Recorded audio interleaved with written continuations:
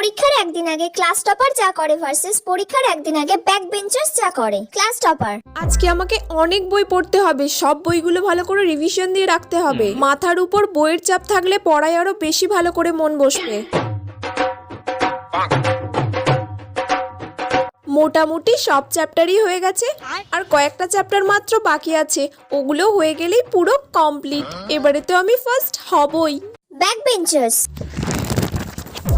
এই এত পড়া তো আমার দ্বারা এমনিতেও হবে না, পরীক্ষায় তো আমি ফেল করবই করব।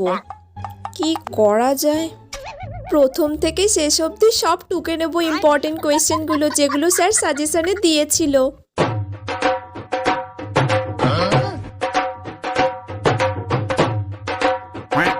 ব্যাস, টোকা তো সব কমপ্লিট। আর কয়েকটা শর্ট কোয়েশ্চেন আমি বন্ধুদের থেকে জেনে লিখে নেব, ব্যাস 5 নাম্বার উঠে যাবে। পাস করে গেলেই আমার যথেষ্ট।